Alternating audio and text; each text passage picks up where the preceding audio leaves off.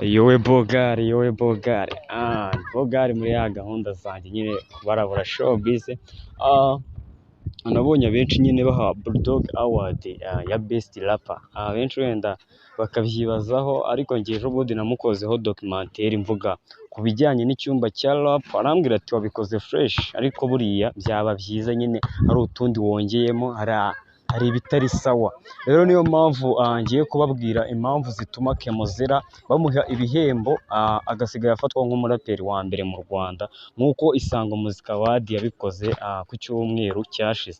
Ngiye kubabwira like mu ndirimbo yagiye akora generation par generation bituma aba umuhanzi wa mbere kugeza ubu ngubu w'umuraperi wa mbere mu Rwanda. Twagiye, let's go.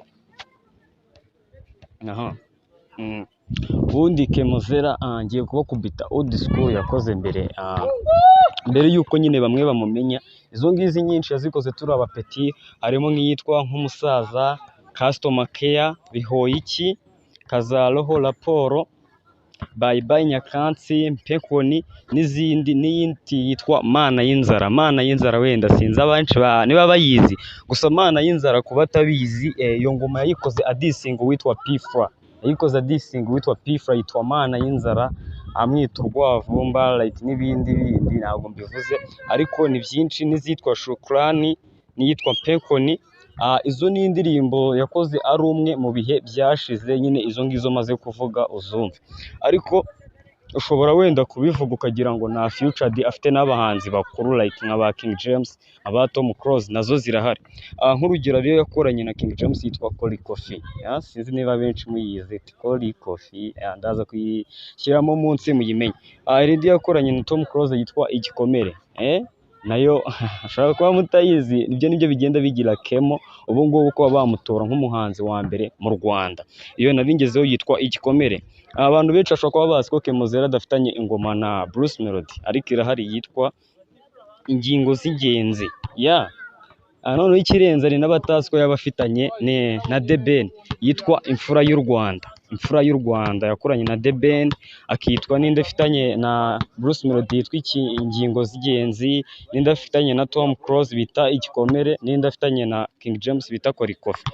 Gusa yarakomeje za 2018 aho ngaho niba nibeshye, yakoranye n'uwitwa Davis bita Hennessy. Buriya ntabwo afitanye na Davis Bermuda gusa, bafitanye n'indi hitwa Hennessy. Na 19 akorana n'uwitwa DJ mwita DJ Lenzo, bakoranye yitwa Zana Bia Twika la.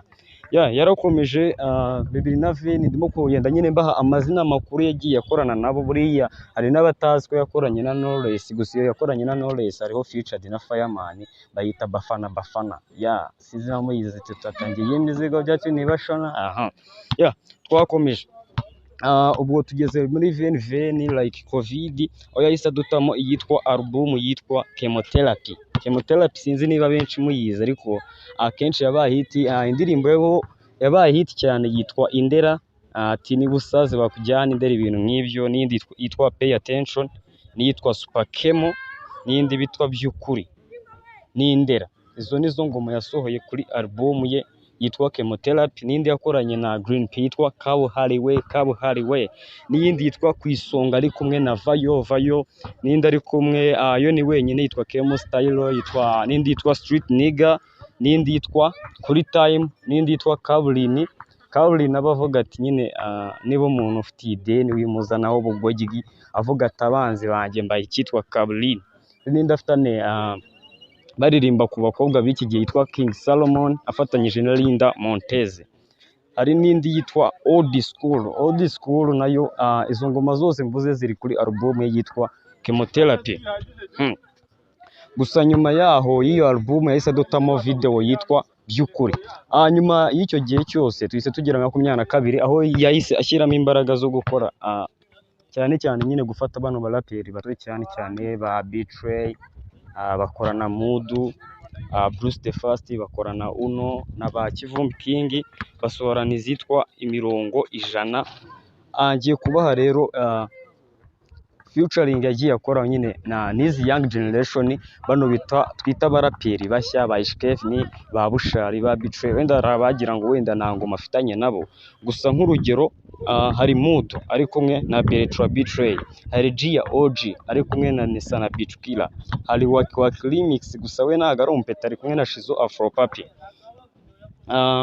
hari Bwe iyo ni nshyashya y'ejo bundi ifite n'agahigo kuba yarushije 1 million views. Rap ifite 1 million views mu mezi 8 ni ibintu bya danje, kuko nk'amakose yigeze mu mwaka umwe, ariko Bwe ifite 1M mu mezi 8 atarenga, kuko yasohotse mu kwa gatatu.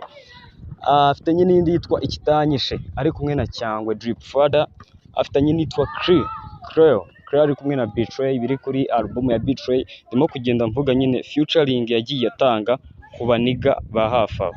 Hari n'indi yakoranye na Breast wa muniga yabahurijemo, gusa nayo niyo yagiye atangamo contribute. Ndimo kuba contribute nyuma y'iyo album Chemotherapy na za ngoma za mbere nabanje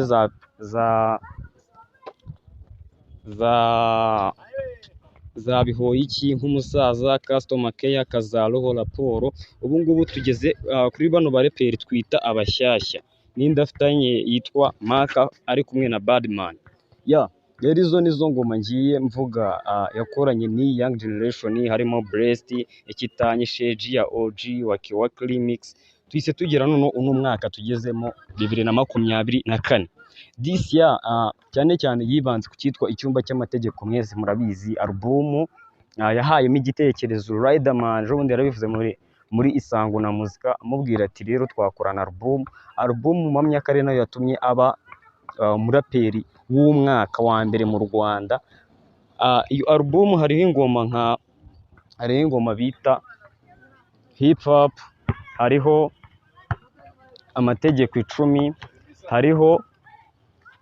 hariho Bakunda Bapfu,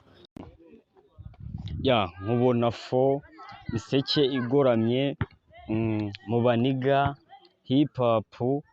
Gusa uno mwaka muri uyu mwaka wo mu kwa 9 adukubise yitwa Puta ari kumwe na Juno, ari nabyo bituma ahita aza mu ba mbere, ahita aba umuraperi w'uwo mwaka.